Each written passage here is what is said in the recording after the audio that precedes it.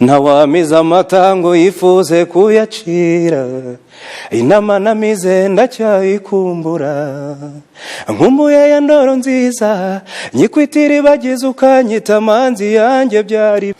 Sinema nayitangiye asaga mwaka numva ari muri 2013 ninjira 2014. Icyo gihe rero natangiye nanjye sinema ntarapfa kumenya ibyo ari byo neza, kuko mfite mushiki wanjye witwa Nicrodette, niwe umwanditsi n'umwanditsi nyine wa sinema nyarwanda. Icyo gihe rero yarampamagaye, nari ndi mu rugo, arambwira ngo waje ukakitinga muri filime yanjye. Ndambwa rero kuva ntarakina na theatre, kuba mbese sinshobora kubishobora, ariko arakomeza arantota, arambwira ati ngwino ndaza.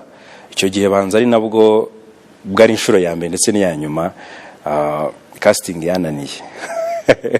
Bampaye rero yo gutereta abakobwa babiri twicaranye, none nkaya nibaza amagambo bose nza kubabwira n'isoni birancanga, mbese biranga. Icyo gihe rero ndatsindwa, maze gutsindwa ariko arambwira ati ntago ndumva bitanyuze, nzakugira rero umusaza w'umwactrice. Ndambwa nta kibazo. Ubwo narinjije gutyo tuza gukinira, ndibuka twakiniye kwa Bumaya inyamirambo, nkina scene 3 zonyine. Abantu bahita bambwira ati ubundi kubizi wigiraga make, kuko ngiye urumva nta kintu narinzi kirenzaho. Ubwo rero nyuma y'iyo filime yitwa Birakaze no gutabasha gusohoka, ariko abantu bahise bamenya ko hari undi muntu waje muri sinema, hari ukuntu amakuru nyine agenda hana.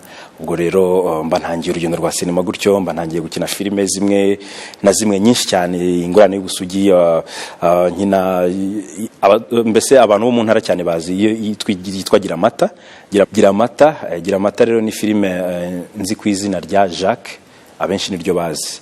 Nyine Igikomere Angelo, ariko ubu iri ku rwego rwo hejuru ni City Maid, ubu niyo navuga ko yanyubakiye ubuzima.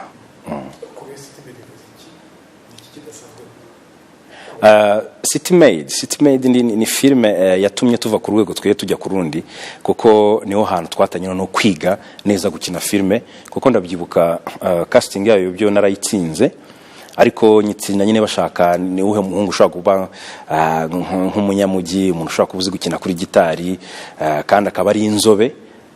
Ngira amahirwe rero nayo ndayikina. Icyo yatwunguye cyane City Maid, bagiye badushikira abantu b'abahanga bakagenda baduhugura. Ndavuga nk'umubyeyi wacu mukuru Kennedy, Papa Arthur yagiye atubwira uburyo nshobora gukina nkava muri Manu mu izina ryanjye, nkakina ndi Nick Dimples. No kuvuga ngo ukava muri character runaka ukinjira muri character y'undi muntu. Urumva rero ntago byaga byoroshye kugira ngo uvuve ubuzima bw'undi muntu, kandi iyo message utanga umuntu abone koko ko ari wowe nyawe. Kandi ubwo iyo ugeze kuri portail wawe mu rugo uhita uhinduka Manu, hanze wari Nick. So rero yagiye tugeza ku ntera ndende, byaranamfashije kuko uyu mwaka wa 2019 mfite igikombe cya Best Actor twakuye muri Karisim Made in Rwanda. Ubu mfite bibiri, mfite n'ikindi cy'umukinnyi wakunzwe kurusha abandi muri 2016. Ubwo rero urumva ngitangira umwuga nakinye filime nyinshi cyane, abantu bajya bambaza nyinshi nzikinira ubuntu nyinshi cyane. Bajya gutanga ibikombe rero bagasanga nyifite filime zirenga nk'8 mu mwaka umwe, basanga nta kuntu wanyima igikombe. Rero ibyo bikombe byose mbyibitseho, ariko abantu bakomeza kuntera courage, niyo byatumye nkomeza kugera kure kugira ngo mbashe guha abanyarwanda ibiri ku mitima bibashimisha.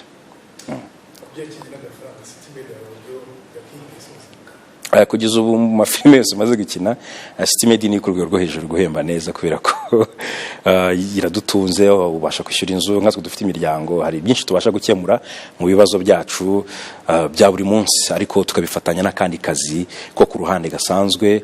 Ariko ubu City Maid iracyari number 1. Sinema cyangwa ubugeni muri rusange, sinema, muziki, shushanya n'ibitandukanye, ukoresheje ushingiye kuri experience yawe City Maid kibona filime cyangwa muri rusange ishobora gutuma umuntu akagira akazi hano mu Rwanda?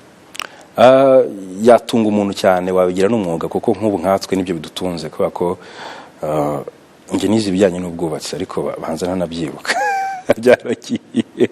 Ariko ubu ikintu kijyanye na sinema, ikintu kijyanye n'umuco gakondo, ikintu kijyanye n'umuziki, nibyo bintu bintunze. Burya ntago umuntu wenda bikora ku buryo wavuga ngo nk'ubuntu ukina filime gusa nibwo hembwa, ariko hari abo twigisha, hari ibihano menshi umuntu abayigisha kose nta kazi, ahubwo umwuga tuba dufite ari uburyo ufite amashami agiye atandukanye ashobora kugenda guhereza amafaranga buri kwezi, ugahembwa buri kwezi, bitari ya filime imwe uhora ukina. Rero ntago gukina gusa filime gusa biba bihagije, ahubwo ushobora kwigisha abantu actinga, umunsi ushobora kujya ukaba ari wowe uri umujaji uri muri casting, ayo yose n'amafaranga agenda yinjira kandi mu biraka bya buri munsi, kwako ubu twebwe nk'abantu b'abartiste ntago tugira akazi ko mu biro, ibiro byacu bihora nyine biri gutembera.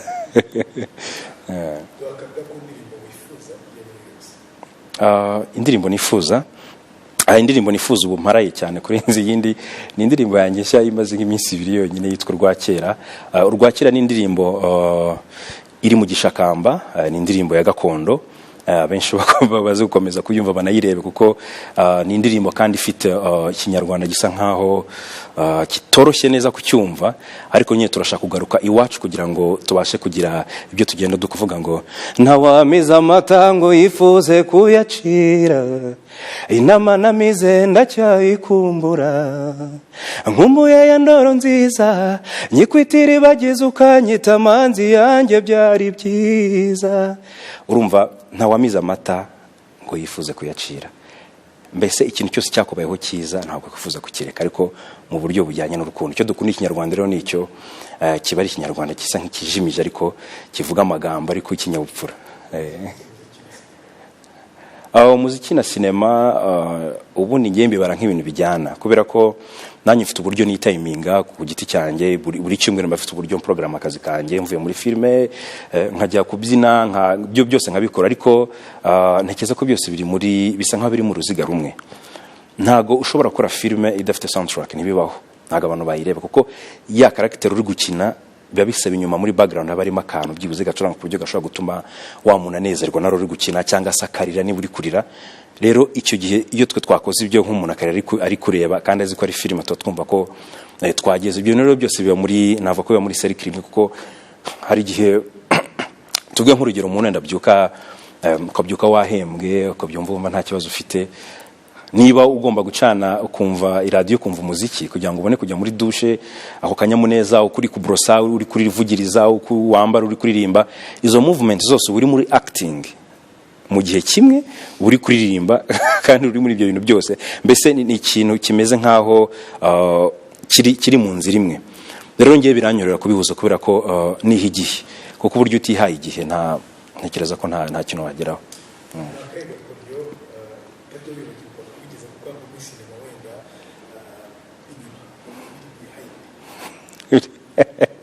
Biri behind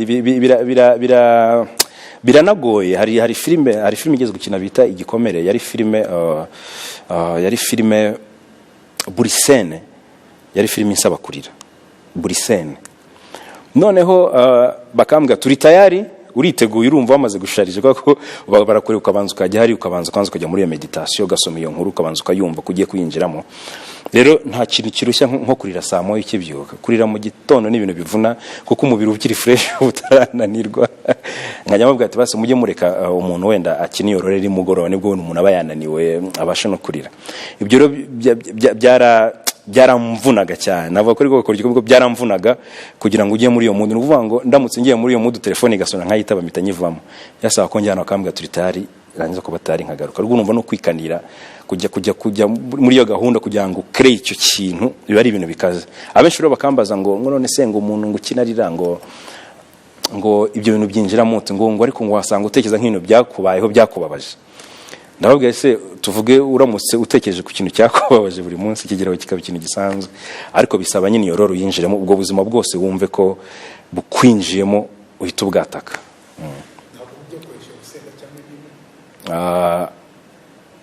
Ntago ibyo bishoboka kuko nk'ubu nshobora gufata nk'iminota 2